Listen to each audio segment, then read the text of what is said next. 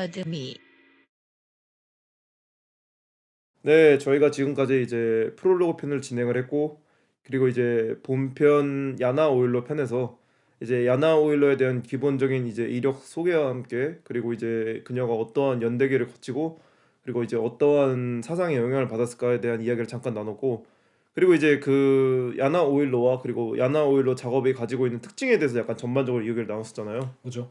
근데 이제 저희가 이제 이번 1-2편이라고 하죠. 네, 1-2편. 1-2편에서는 이제 뭐 수학 익힘책 느낌으로, 네. 그러니까 이제 조금 더 작업이나 전시에 대해서 파고들어서 뭐 구체적으로 좀 이야기를 나눠볼 거잖아요. 산뜻한 느낌으로 비유를 들자면 우리가 이제 교실에 앉아서 나무에 대한 이론 공부를 했으면 얘들아 이제 나가서 한번 그 나무를 찾아보자. 그죠, 그죠, 약간 그죠. 이런 느낌인 그죠. 거죠. 네. 이제 그 나무가 어떠한 가지 형태를 가지고 있고, 네네. 뭐 어떤 나이테를 가지고 있고, 여름방학에 매미를 잡는 그죠. 느낌으로.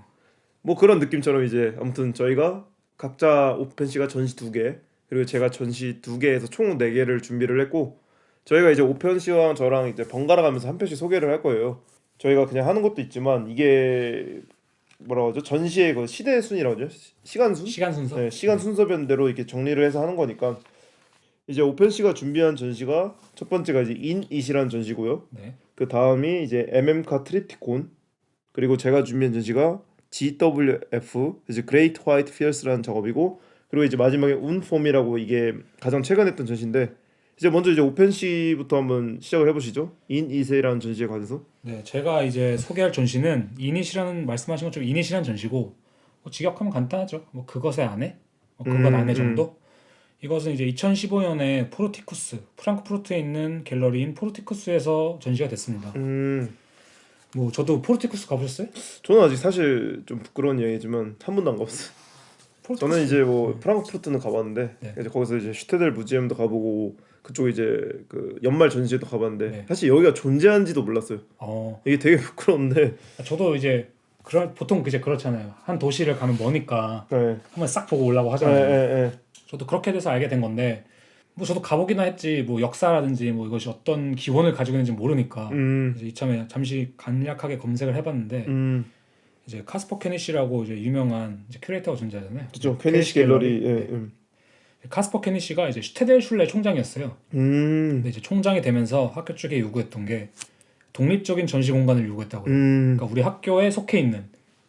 그래서 그게 받아들여졌고 1987년 이제 포르티쿠스가 건립이 되었다고 하는데, 이제 지금 이제 포르티쿠스의 그 위치에 존재하는 건 아니고, 그 당시 이제 시립도서관, 프랑크푸르트 시립도서관 뒤에 컨테이너 모양으로 쌓아 올려진 건축물로 이렇게 존재했다고 해요. 오펜 씨가 사진을 준비하셨잖아요. 네, 사진을 가면 만나보실 수 있을 텐데, 네.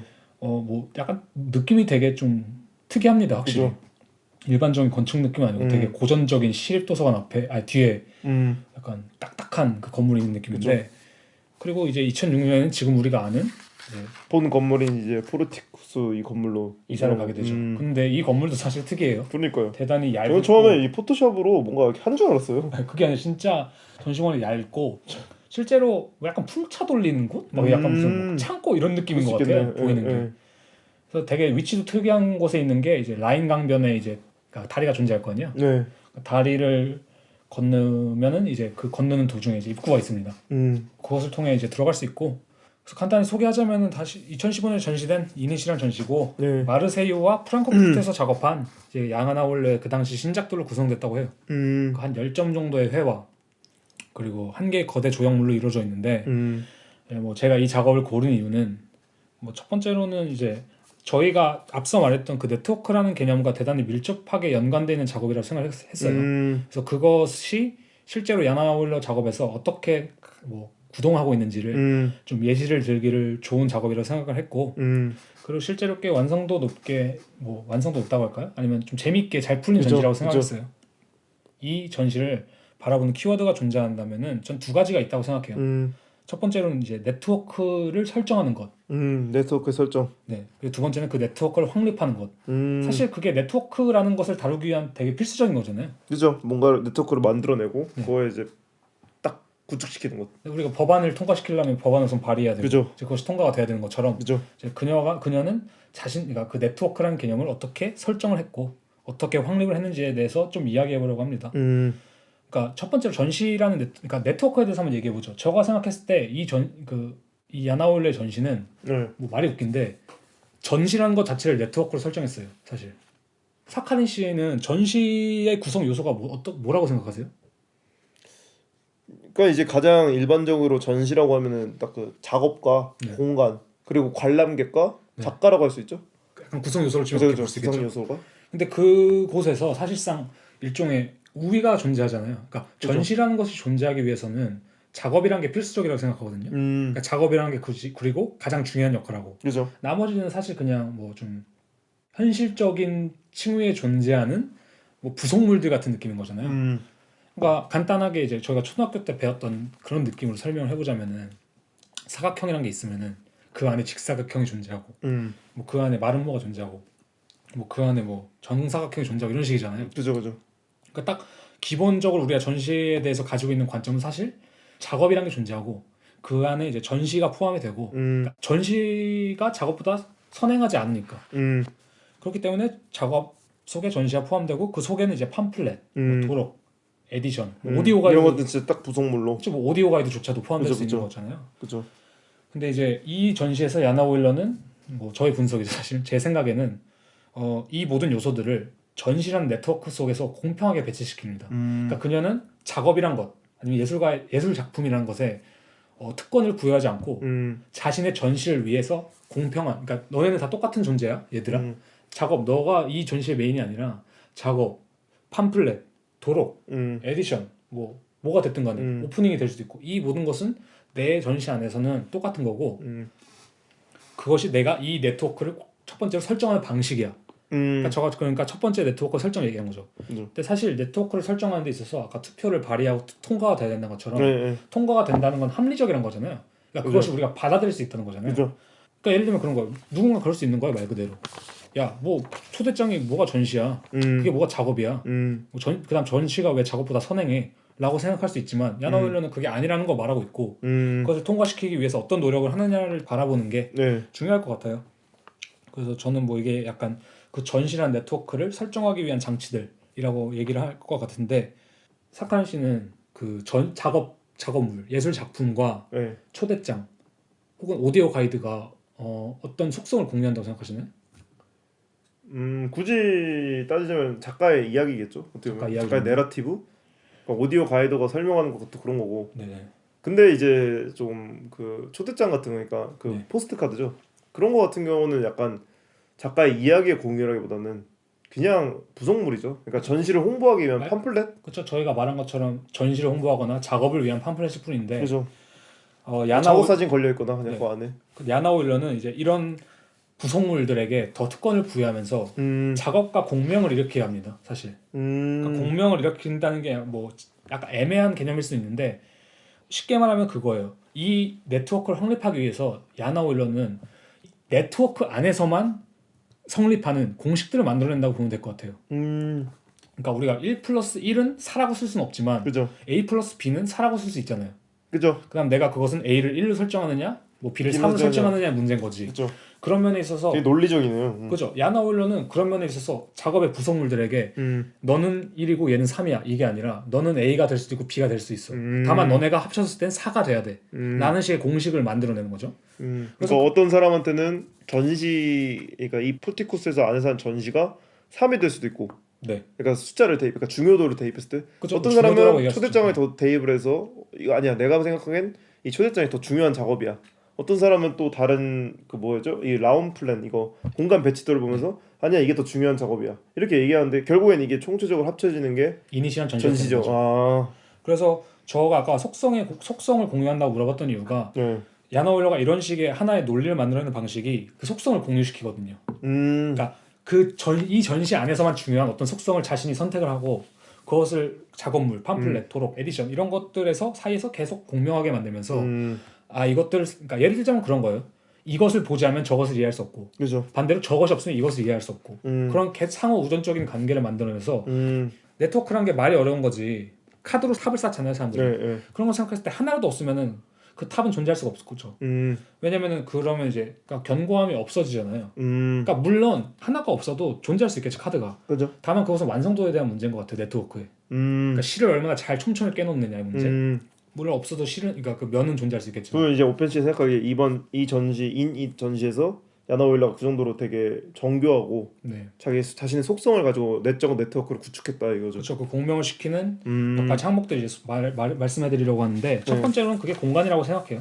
이제 인스타그램 사진을 보시면 알겠지만 이제 그 포르티쿠스라고 써져 있고 뭐 날짜가 적혀 있는 그 공간 그 지도 도면 네, 도면 같은 느낌이 드는 것이 초대장이거든요. 근데 여기서 보시면은 실제 전시 공간과 비슷한 구조로 뭐 손의 위치, 발의 위치, 하트의 위치, 얼굴의 위치가 존재합니다. 그러니까 이것이 없으면은 관객은 전시장에 들었을 때 이게 뭐지? 라고 생각할 수 있어요 충분히. 왜 이걸 이렇게 배치했지? 그냥 그림들을 나란히 걸어놓은 것뿐인가? 하지만 이 초대장이 있어야만 관객은 아 이거에 맞게 이걸 걸어놓은 거구나. 약간 논리성이 생기네요. 그죠? 이 내적 논리인 거예요 말 그대로. 내적 그 체계? 그러니까 폐쇄적인 체계? 뭐를 위한 목적은 모르겠지만 그냥 논리적으로 이해가 되는. 목적은 없지만 논리적으로 이해가 되는. 반대로 초대장은 전시장에 가지 않는 이상 아무런 의미가 없는 거예요. 그죠. 사실은. 그죠. 그냥 뭐 이게 뭐야 사람을 그려놓은 건가? 그죠. 라고 생각할 수 있잖아요. 그런 면에 있어서 이 공간적인 공명을 되게 만들어내고 그리고 이런 것들이 되게 잘 어울린다는 생각이 들어요. 실제로 비슷한 화풍으로 그려내기도 그죠. 했고. 그리고 두 번째가 이제 이거랑 연결이 되는 또 다른 공명성이 바로 이제 도형화된 얼굴, 준인간적인 성격을 변모한 도형들이라고 볼 수 있을 것 같아요. 이게 사파들. 특유의 이제 캐릭터처럼 보이잖아요. 이제 야나 오일러의 그죠. 노란 스마일도 아닌 약간 이모지스러운 이상하게 생긴 이모지. 이제 이게 실제로 그래서 야나 오일러는 에디션까지 이 전시를 위해서 그려냈는데 총 몇 점을 약간 만든 거예요? 하나 갖고 싶은데?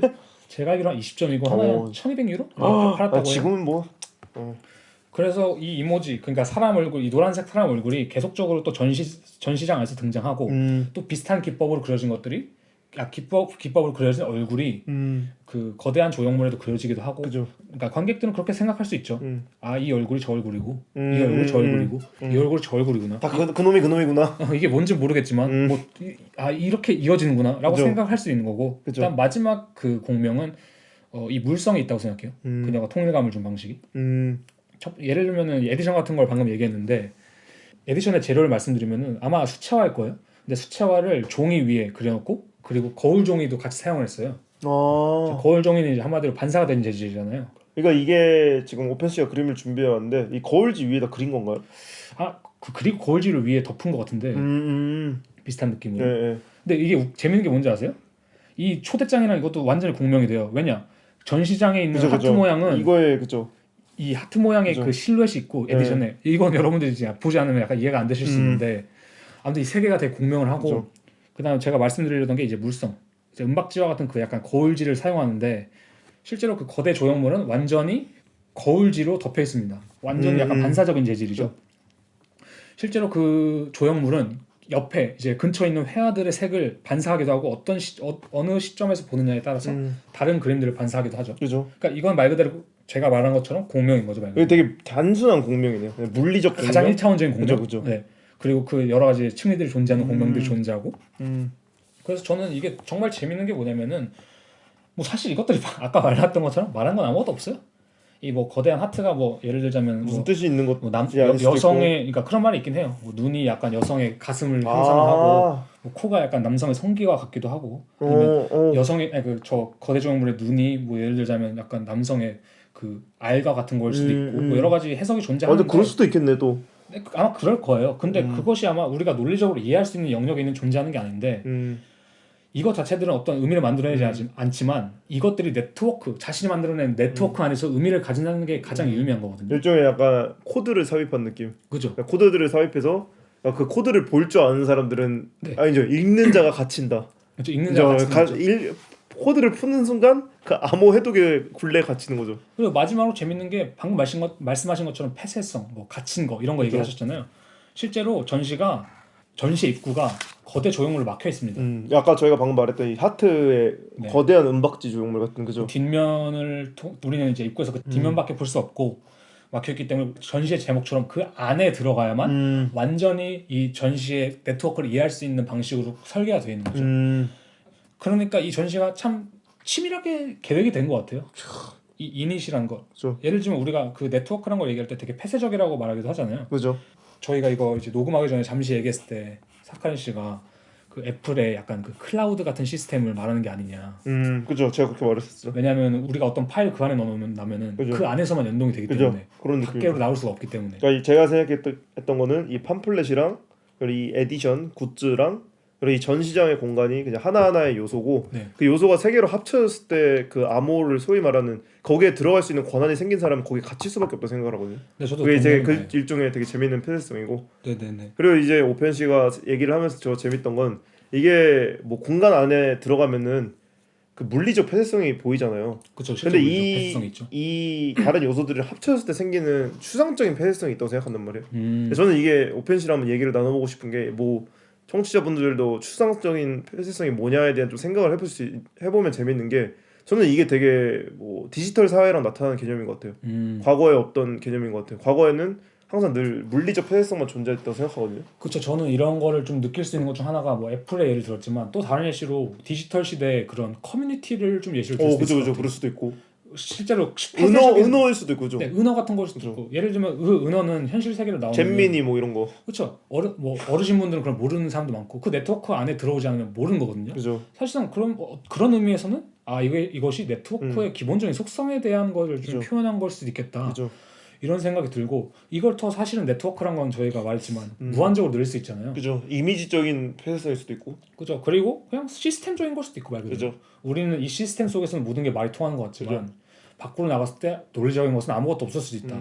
라고 볼 수도 있고 수학이란 것도 사실 네트워크예요. 우리가 그죠. 뭐 1 플러스 1은 2라는 뭐 1 곱하기 그죠. 몇은 뭐라는 뭐 이런 식의 공식이 있기 때문이지 그런 것이 통하지 않는 곳에서는 그 네트워크는 존재할 수 없는 거니까. 저는 또 재밌는 게 이 아까 말씀하신 그 이 공간 그 이거 포스터죠. 그러니까 이 공간 배치도가 네. 보여주는 그림이 꼭 내비게이션 같기도 해요. 그렇죠. 그러니까 이게 역할이 내비게이션 같은 거죠. 그리고 이거랑 같이 다른 에디션이랑 이걸 딱 봤을 때 그냥 내가 이것들이 저기 있구나 그리고 여기 있구나라는 걸 딱 읽다가 보면은 어느샌가 그냥 나는 여기 갇혀 있는 거예요. 그리고 트랩 같기도 하고. 이거는 좀 과대한 해석일 수 있는데 이 초대장에 대해서 또 한번 말하자면은 네. 저희가 원근법 이런 얘기를 했잖아요. 뭐 유클리드 기하, 오. 비유클리드 기하. 이 도면이란 것 자체가 사실 그런 원근법에 그죠, 기반해 그죠. 있잖아요.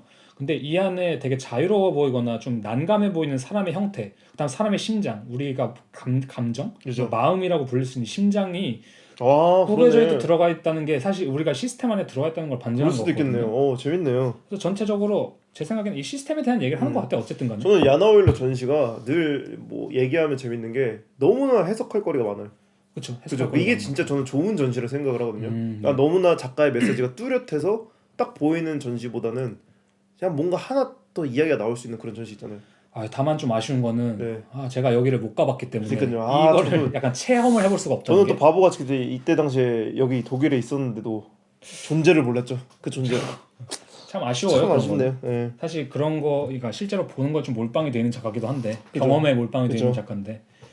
그래서 저희가 아까 말씀드렸던 네트워크가 아까가 아니죠. 그 전편에 말씀드렸던 그죠. 네트워크가 약간 이런 식으로 구현이 되고 음. 또 이 아야나 오일러라는 작가가 이것을 어떻게 실험하고 이런 것들이 되게 보이고 또 결과물로서도 되게 단순하게라도 나타난 것 같아서 되게 저는 재밌는 전시 같아요. 그래서 제가 뭐 그냥 한 줄 평은 아니고 그냥 간단히 약간 마지막으로 얘기를 하면은 이 모든 부품화된 부품들의 바퀴가 그냥 그렇잖아요. 기계란 게 하나라도 돌아가지 않으면 돌아가지 않는 게 기계잖아요. 그죠. 그냥 그런 것을 봤을 때 모든 바퀴가 계속 이렇게 무한히 맞물리고 약간 이런 포맷들이 계속적으로 공명한다는 게 저는 너무 재밌는 것 같아요. 이런 생각을 했다는 것조차도 되게 누구나 할 수 있는 간단한 생각 같지만 그래도 되게 재밌는 생각 같아요. 그죠. 네. 그리고 실제로 이 초대장과 똑같이 전시장에 있는 그림들도 그러니까요. 대단히 갇혀있는 피규어를 담고 있습니다. 캔버스 안에. 그래서 마지막에 제가 약간 노트해놨던 게 있는데 네, 이거 읽어주시면 되게 좋을 것 같아요. 네. 네, 그냥 딱 그런 느낌인 것 같아요. 작업가 공간, 작업가 에디션과 작업가 초대장과 초대장과 공간과 초대장과 작업과 초대장과 에디션과 공간. 약간 계속 들으니까 약간 그 게슈탈트 붕괴 현상 같이 산 넘어 산. 네, 산 넘어 산 같기도 하고. 이제 누가 많이 외우냐 문제. 그렇죠. 그래서 되게 재밌는 전시 같고 그래서 저거 첫 번째로 야나 오일러라는 작가의 약간 성향 이런 거 그리고 그 실제적인 작업을 소개해드리는 데 있어서 많은 좀 길잡이가 될 수 있는 전시인 것 같아서 소개하게 됐어요. 이거는 그래서 아까 말씀드렸던 것처럼 2016년 도에 2015-16 그때 전시가 되었고 다음 이제 사칸 씨가 소개해줄 전시가 네, 그레이트 제가 소개했을 네, 그레이트 화이트 퓨어라는 전시고 그죠. 이제 이번 이 2019년에 작업은 2019년에 했었죠. 네, 2019년에 열린 네, 전시죠. 네, 그래서 저희는 이제 그레이트 화이트 퓨어로 다시 좋아. 돌아가겠습니다. 예.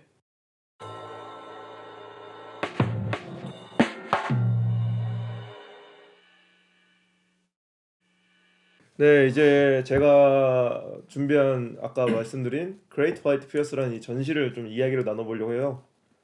이 전시는 사실 저한테 조금 의미가 있던 게 제가 실제로 가본 전시이기도 할 뿐더러 제가 그 전에 이 전시를 방문했을 당시에 야나 오일에 대해서 잘 몰랐었어요. 그러니까 아예 몰랐었나요?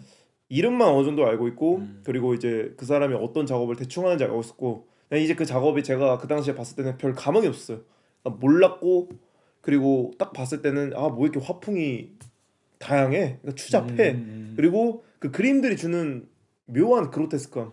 그게 사실 저희가 전편에 얘기했던 그 껍데기의 그 느낌이었거든요. 맞죠. 이게 정확히 그죠, 그죠, 껍데기에 그죠, 그죠. 부합하는 작업이죠. 저는 이제 그 당시 그 야나올레 아무튼 전시들을 보고 아니 그러니까 그림들을 보고 그냥 아 좀 굉장히 좀 난해한 작가였구나 했는데 아무튼 이게 우연히 이제 학교에서 계기가 되어서 베를린의 이제 노이에 갤러리라는 곳에서 직접 보러 갔었습니다.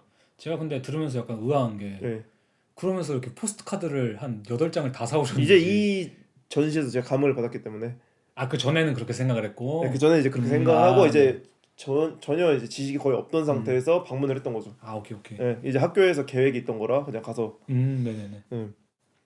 아무튼 이제 이 갤러리에서 먼저 간단하게 설명을 하는 게 좋을 것 같은데 이 노이의 갤러리라는 곳에 딱 들어가게 되면은 되게 깔끔하고 그냥 뭐 하나 이제 장식품도 없는 그냥 하얀 화이트 갤러리예요. 화이트 큐브죠. 전형적인. 네, 전형적인 화이트 큐브인데 거기에 이제 그 당시에 이 8개 이게 총 상어 그림이거든요. 8개 상어 그림들이 그 벽에 이제 일렬로 걸려 있었는데 제가 이제 처음에 가장 인상 깊게 느꼈던 것들은 이 그림들이 뭔가 통상적인 다른 회화 작업들보다 높게 걸려 있는 느낌이었어요. 그러니까 제가 지금까지 보았던 일반적인 회화 작업들은 걸려 있는 규격이 있었고 그 그림들을 마주했을 때 느끼는 눈이 가장 편안한 위치였거든요. 눈높이에 맞춘. 눈높이죠. 예, 예.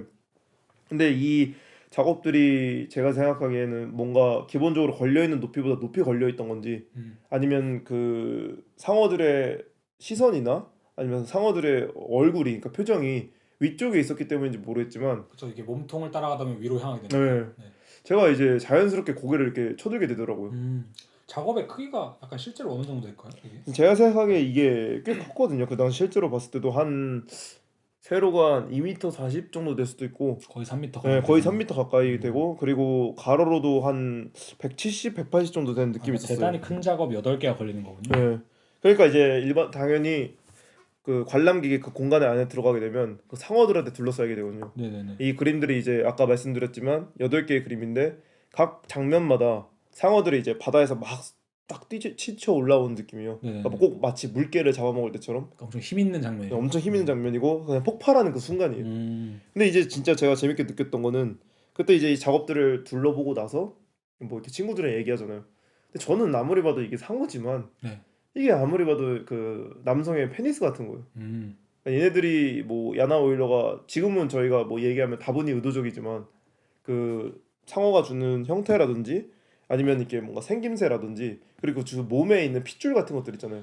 그러니까 사실은 이게 남성의 성기라고 볼만한 너무 많은 요소가 많잖아요. 요소들이 그죠? 많죠. 네. 왜냐면 말씀하신 핏줄. 오펜 씨도 남자고. 네, 그렇죠. 그리고 뭐 사실은 상어의 콧구멍이나 눈은 절대 저런 데 달려있지 않거든요. 그죠. 그리고 제가 인면허처럼도 그리기도 했고. 네, 그리고 실제로 어떤 특정 작업 같은 경우는 지금 몇 개 눈에 띄는데 그 남성 페니스의 머리 부분이라고 하잖아요. 귀도요? 네, 그렇죠.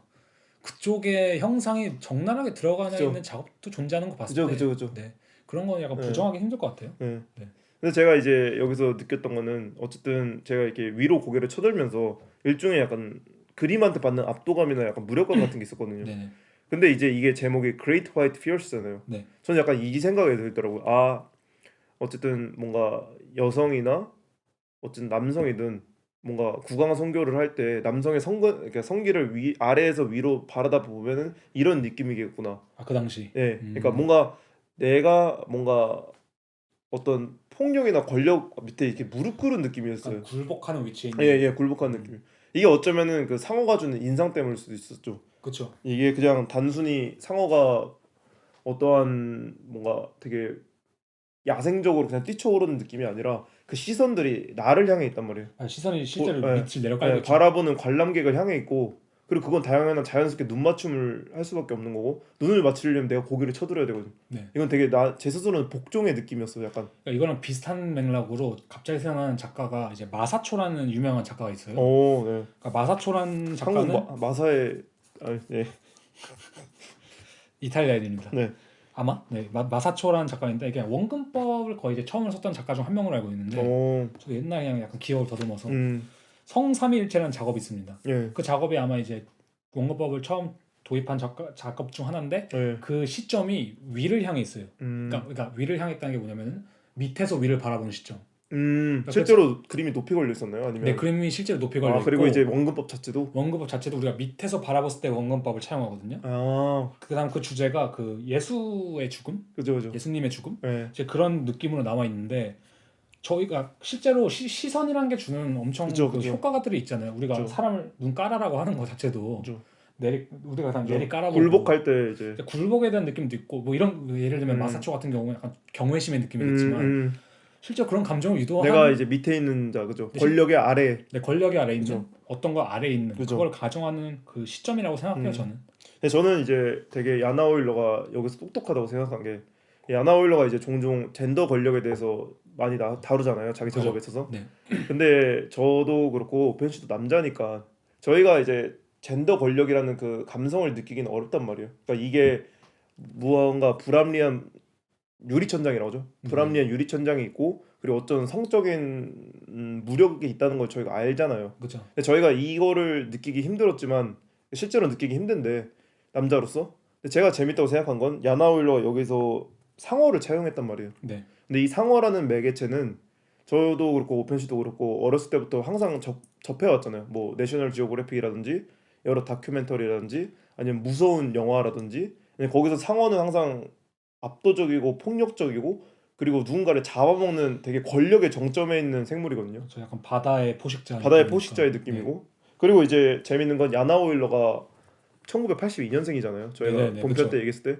근데 이제 그녀가 한창 자랄 때 뭐 조스가 그 전에 만들어졌겠지만 조스 영화도 그렇고 다양한 상어 영화들에서 아마 무의식적으로 저는 영향을 많이 받았다고 생각해요. 그렇죠. 뭐 실제로 저희 시대 때나 아니면 저희랑 비슷한 시대 때 사는 사람들은 뭐 관련된 애니메이션이나 그죠. 뭐 그런 데서 영감을 많이 얻으니까 그죠. 포켓몬 같은 것도 그죠. 건담 이런 거라든지. 저는 그래서 이제 이 야나 오일러가 어쨌든 이런 매개체를 고른 게 물론 의도일 수도 있고 의도가 아닐 수도 있지만 어쨌든 우리가 같은 컨텐츠를 공유하는 세대로서 느낄 수 있는 무력감이랑. 그러니까 약간 말씀하시는 게 예를 들면 젠더 권력 같은 경우는 남성들이 공감하기 힘든 부분도 있지만 그것을 뭐 위해서라기보다는 상어라는 매체는 사실은 여성뿐만이 아니라 그러니까 범성별적으로 이제 남성 여성 모두 그걸 다 이제 포함할 수 있는 그런 공통적인 약간 미디어에 세뇌된 그죠. 감성이 있다는 거죠. 그죠. 그러니까 이 표상을 잘 캐치했다는 거죠. 저는 이게 항상 그 야나 오일러 전시나 작업을 이야기하다 보면 이 사람이 가지고 있는 되게 출중한 능력 같아요. 그러니까 어떠한 표상을 그러니까 모든 사람이 가지고 있는 무의식적인 공감대를 건드릴 수 있는 표상? 사실 이런 걸 굳이 젠더 권력을 쳤을 때 뭐 이것이 물에서 나온 이미지가 아니더라도 충분히 많은 다른 이미지가 있을 수도 있고 뭐 돌고래가 됐을 수도 있고 뭐 멸치가 됐을 수도 있고. 근데 상어를 선택했던 이유는 좀 이런 멸치면 그죠. 멸치 무시하지 마세요. 전략적인 느낌이 있을 거다. 그죠. 그리고 이제 여기서 되게 대놓고 비튼 게 저는 이제 이 작업의 타이틀이라고 생각하거든요. 그러니까 이 전시의 타이틀이 Great White Fierce였잖아요. 근데 백상어, 그러니까 조스에 나오는 그 백상아리의 영어 학명이 Great White Shark예요. 가장 센 하얀 상어. 그러니까 조스에 나오는 상어가 우리는 그냥 상어라고 했지만 백상아리예요. 저희가 이제 상어에 대해서 나름 빠듯하기 때문에 이 상어의 학명이 그거거든요. 근데 여기서 이제 샤크라는 단어를 빼고 fierce로 넣었고 대신에 그림은 또 샤크예요. 그러니까 이것이 그러니까 등가교환했네요. 내포할 수 있는 이미지가 너무 많아지는 거죠. 그렇죠. 그러니까 저는 그런 점에서 이게 참 최상위에 있는 이제 약간 백인 혹은 백인 남성 그럴 수도 있고 그렇죠. 왜냐면은 뭐 사실 그런 일반적인 단어가 있잖아요. 화이트맨. 그게 이제 우리가 생각하는 어떠한 권력의 약간 되게 항상 기득권에 있는 위치의 느낌이잖아요. 그죠. 예전에 뭐 제국주의도 있었고 과거에 서양 열강들을 생각해서 봤을 때 네네네. 우리가 이제 저희도 동양인이니까 느낄 수 있는 인종적인 차별에 대한 그런 이야기가 될 수도 있고. 저는 그런 지점도 있을 것 같아요. 이게 저희가 흔히 요즘에 화이트워싱이라는 얘기를 오, 하잖아요. 예, 예, 맞아요. 그게 뭐 미의 기준이다 이런 그렇죠. 얘기를 하는데 저희도 모르게 사실은 그런 서구적인 거라든지 아니면 어떤 권력에 대한 아니면 어떤 뭐 1인자에 대한 그죠, 사람들은 사실 다 그렇잖아요. 뭐 내가 그냥 뭐 소위 말해서 내가 찐따로 살긴 싫잖아. 그죠, 그냥 다 권력에 대한 욕망이 있을 거고 어느 정도는 그죠, 뭐 다 그렇지는 않겠지만 사람들 모두 어떤 그런 멋있는 것에 대한 욕망이 있을 텐데 그죠. 예를 들자면 그걸 참 잘 캐치한 것 같아요. 제가 볼 때 상어란 것도 사실 남자 어린이든 아니면 여자 어린이든 좋아하는 애들은 또 좋아하거든요. 그죠, 멋있다고. 그죠, 뭐 보통 남성이 좀 더 많겠지만 그죠, 사실 그런 것들을 되게 비꼰 게 많은 것 그죠. 같아요. 오편 씨가 약간 이 그림들 봤을 때 약간 있어요. 내가 만약에 우스갯소리 어떤 회사의 CEO다. 근데 우리 회사의 로비나 회장실에 이게 걸려 있다. 그게 파워를 뿜어내는. 그죠. 그러니까 이것도 어떻게 보면 대단히 약간 속물적인 그죠, 마초적인 성향일 수는 그죠. 있는데 그냥 사실은 우리가 가지고 있는 그 회장 뒤에 있는 그림들 같은 것들 음, 그런 느낌이 딱 이런 느낌인 것 같아요. 사실. 음. 네, 자신의 권력을 그냥 대놓고 드러내는 느낌일 수도 보여주면서 있고. 사람들에게 압도감을 그죠. 주는. 네. 그리고 이제 실제로 상어가 점프하는 순간이 자기네 먹이를 캐치할 때잖아요. 평소에 이제 바닥에 있다가, 그러니까 바다 밑에 예. 있다가. 근데 이것도 또 재밌는 게 남아프리카 공화국도 상어도 그렇다고 하네요. 이게 네? 좀 다른 이야기고, 그러니까 점프해서 사냥을 하는 게 네. 일반적인 모습은 아니래요. 되게 희귀한 모습이고, 희귀한 모습이고. 근데 그만큼 압도감이 있으니까 여러 음. 촬영하는 작가들이나 약간 다큐멘터리에서 그런 찍으려고 하는 게, 왜냐면 음. 이건 다르거든요. 물속에서 안 보이는 곳에서 잡아먹는 거랑 대놓고 힘을 보이면서 뿜어내면서 솟아올랐다가 다시 사라진 건 다르거든요. 그리고 야나올리가 이 장면들이 상어들이 뿜어올리는 장면들이잖아요. 다 그러니까 그죠. 솟아오르는 장면들, 그죠. 솟아오르고 있죠. 내려가는 장면이 절대 아니란 말이에요. 저는 이게 이런 점에서 야나오일러가 여실히 그 권력의 이렇게 이동성을 보여준 것 같아요. 네, 수직적인 수직적인 관계. 관계. 그러니까 저희가 생각하는 권력의 개념은 수평이 아니라 수직의 개념이거든요. 그죠. 뭔가 피라미드라는 개념이 있고, 그리고 내가 권력을 차지하려면 아래에서 위로 가야 되고, 혹은 위에서 아래로 가면은 권력이 떨어지는 느낌. 근데 이제 이 야나올리 그림에서의 상어들은 위로 솟구치는 느낌들인 거죠. 제가 받았던 더 이제 인상으로선. 그래서 저도 보고 되게 흥미로웠던 부분 중 하나가 사실은 저희가 이렇게 얘기했을 때 야나우일러가 이런 젠더 권력 혹은 뭐 아니면 권력 자체에 대한 비판을 가하고 있는 것처럼 느껴지는데 어떤 그림들을 보면 그러니까 실제로 작업들이 되게 멋있게 그려 있잖아요. 그죠. 파워풀하게. 네. 그리고 어떤 그림은 그 예수의 후광을 나타내는 듯이 실제 후광을 그려놓은 그죠. 그림도 있는데 저는 그런 것들이 되게 처음에는 의아하게 느껴졌거든요. 왜 이 어떤 이론이라든지 어떤 운동이라든지 아니면 기존의 시스템을 비판하는 작업인데 이게 그렇게 보이는데 왜 이것을 찬양하는 듯하게 되게 멋있게 그릴까? 그러니까 압도적으로. 보통 우리가 권력을 비판할 때는 그것을 나쁘게 그리거나 우스꽝스럽게 그죠. 그리는데 만평처럼 약간 그죠 그죠. 만평처럼 이렇게 우스꽝스럽거나 뭐 희화화시킬 만한데 이것을 대단히 멋있게 그려놨다. 그리고 심지어 어떤 종교적인 색채까지 띌 만큼 그다음에 아까 말했잖아요. 우러러본다고 말 그대로 압도감을 느끼고. 네. 저는 그런 방식에 있어서 생각을 해봤는데 딱 그거 같아요. 정말 야나 오일러는 야 너네 존내 멋있지 이거. 너네 이거 가지고 싶지. 너가 CEO면 이거 뒤에 걸어두고 싶지. 아까 얘기한 것처럼 너네 여기서 압도당하고 약간 좀 느낌 좀 있지. 너 힘을 얻고 싶냐. 그리고 상어 되게 멋있지. 그죠. 이런 느낌들이 말하는 게 그래서 너는 이렇게 해야 돼가 아니라 그게 니네야. 약간 우리의 모순성인 걸 약간. 그래서 약간 역설성을 좀 드러내주는 느낌이 되게 그죠. 강한 것 같아요. 사실. 그죠. 저도 말했잖아요. 저도 내가 CEO라면 걸어두고 싶다. 그죠. 그러면서 나 어디 가서 뭐 나도 여성 인권에 대해서 생각한다라고 말한 건 진짜 큰 모순이거든요. 그죠. 그러니까 실제 그 현상들이 많이 일어나잖아요. 세상에는. 그죠. 그죠. 그것이 모순 덩어리들. 그죠. 이 젠더적인 것만 아니라 인종적인 것도 될 수 있고 그죠. 뭐 여러 가지 모든 그죠.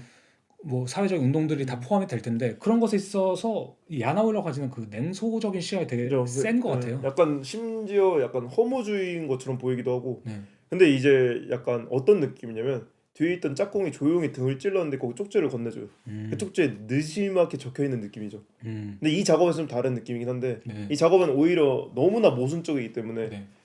오히려 눈에 띄는. 그래서 실제로 저희가 이닛에 대해서 말하면서 뭐 이렇게 실험적인 연구를 했고 라고 했지만 이 전시는 아까 말씀하신 것처럼 진짜 전형적인 아무것도 없는 화이트 큐브잖아요. 그죠. 그죠. 그런 거 봤을 때 저도 사실 처음에 그렇게 생각했거든요. 야나오일을 처음 봤을 때 뭐냐면은 여자가 이렇게 멋있게 그리고 뭐 뭐 여자는 필요는 없는데 그냥 이렇게 멋있게 그래서 화이트 큐브에 다시 아, 화이트 큐브에 그냥 이렇게 멋있게 그래서 전형적으로 전시하는 거 팔기 위함인가? 팔기 위함이구나. 음, 별거 아니구나. 음, 별거 아니라기보다는 뭐 약간 좀 그냥 평범한 작가구나 이렇게 음, 생각했었는데 야나 오일러라는 작가를 그쵸, 조사하고 이 작업이 등장했을 때 그쵸.